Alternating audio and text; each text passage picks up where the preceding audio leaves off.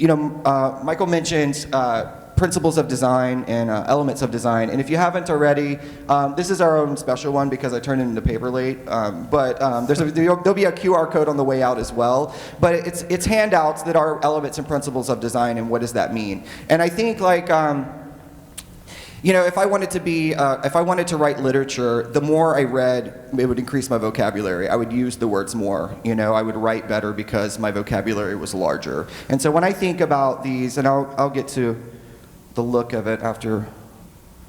They're cute little handouts with some pictures and some things that kind of give more detail about what it is. But I think of it in terms of that vocabulary. The more you talk about unity and you use that word and you understand what that means in your creation, the more confident you're going to be to speak that to other people. Your dialogue and critique will be stronger because you're using those words, you're using the science about what it is that we do. And even among your team, you're using you're not just saying this wiggle doodle like I said earlier, you've actually then realized what does this wiggle doodle mean in terms of motion or layer or texture, and then you start to use those words, then you get more confident describing the value of what you've built into your program. Then you become more confident doing it more elsewhere. So these are some interesting takeaways, but I did want to, go a little bit, and we don't have a lot of time to go deep dive, but just to kind of reference some of these things that we kind of already know. Texture, we have a good idea about what that is, and how do we utilize that? If everything's textured all the time, then texture doesn't weigh as much as you watch a full show. Form, we talked about that a little bit earlier. Form-based staging, where there's clear motion or musicality into how it's moved on the floor. The use of space, stillness, value, line, color. There are things that we know about, but just how does it appear here in my design? Am I doing a good job of really exploring what those things are?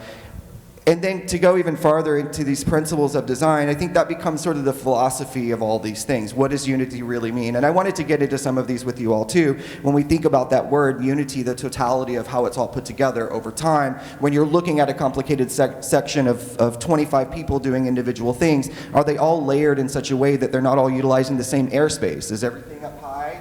Or is there levels? Is there something low? Is there something still around something busyness? And so when you look at how it's all taken in, I think that's something that we all kind of wonder, like who can see that? And the more that you do that, the more you see, your eyes are big, you can see all the things. And you can instantly go, oh, that needs to be massaged because the layers aren't right there. Scale and proportion, especially in the outdoors, everything looks so much smaller. In your mind, you're like, man, this is going to be so huge. This prop is going to look so great out there, and you put it out there and it looks like a little, chess piece out on the field. Emphasis important. Where's my focus all the time? Patterns. Can you see it? Can you see patterns develop in the staging over time? Movement and rhythm. It becomes natural to the style of what the approach is here. Contrast is huge. That's the easiest way to see things clearer, is to have some contrasting things going on, especially in terms of like speed and layer.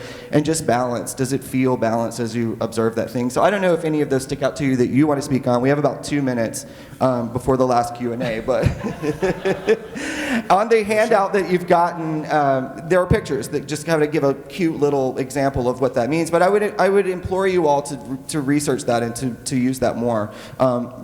Michael made reference that there's no college for this, but there is. A lot of this stuff is figured out for us. There's the science of color and color combinations that are effective. You can read those in the books. You can see what other people have done. And that just kind of involves research. But I wanted you to have that as a handout for today.